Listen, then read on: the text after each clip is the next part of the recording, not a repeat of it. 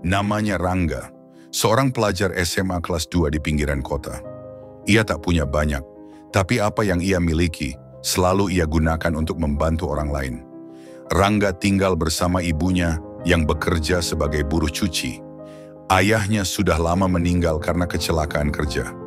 Dan satu-satunya harta peninggalan ayahnya adalah sebuah motor tua, berkarat, sering mogok, tapi masih bisa jalan kalau disayang. Setiap pagi, sebelum berangkat ke sekolah, Rangga tidak langsung meluncur. Ia berhenti di depan gang rumahnya, menunggu 3 anak kecil, adik-adik tetangganya. Namanya Ari, Sinta, dan Denny. Mereka masih SD. Rumah mereka jauh dari sekolah. Tak ada angkutan umum, dan orang tua mereka tak sanggup bayar ojek langganan. Rangga tahu itu. Maka sejak setahun lalu, ia memutuskan, gak apa-apa telat dikit ke sekolah. Yang penting mereka bisa sekolah juga. Setiap hari, Rangga bonceng bertiga. 2 duduk di belakang, 1 di depan. Kadang motornya batuk-batuk, knalpotnya nyembur asap putih, tapi anak-anak itu tertawa sepanjang jalan. Kak Rangga supir terbaik sedunia. Kak Rangga nggak pernah minta bayar, padahal kita nakal.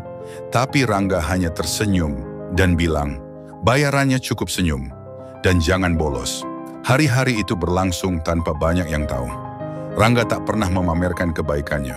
Bahkan ibunya pun tak tahu kalau setiap sore ia menjemput lagi anak-anak itu pulang sekolah. Hingga suatu hari sesuatu terjadi. Seorang wali murid kaya, Bu Clara, sedang menjemput anaknya yang satu sekolah dengan Ari. Ia melihat dari jauh seorang remaja berbaju SMA, memarkir motor tuanya, membantu anak-anak kecil turun dengan sabar. Ia penasaran. Lalu bertanya pada satpam sekolah, itu anak siapa? Kenapa nganter anak-anak tiap hari? Dan disitulah ia mendengar kisahnya. Tentang motor butut, tentang jemputan gratis, tentang Rangga yang tanpa pamrih membantu anak-anak sekolah agar tidak putus sekolah.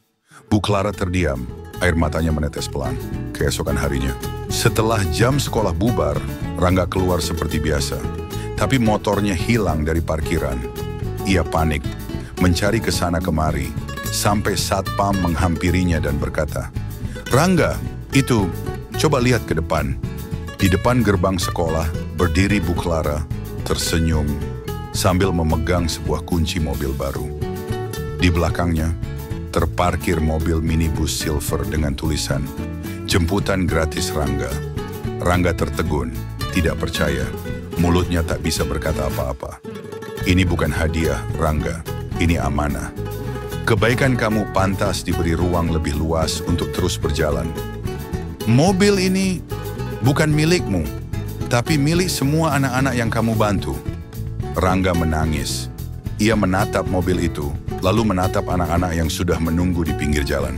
Mulai hari ini kita nggak perlu desak-desakan lagi ya, katanya sambil tertawa. Dan hari itu, mobil jemputan pertama tanpa tarif resmi berjalan, dikemudikan oleh seorang anak SMA yang tak punya apa-apa, kecuali hati yang luar biasa. Kebaikan kecil, jika dilakukan setiap hari, bisa jadi jembatan bagi keajaiban yang tak terduga. Rangga tak pernah minta imbalan, tapi semesta memberinya hadiah. Karena kadang yang paling kaya adalah mereka yang paling banyak memberi, bukan yang paling banyak memiliki.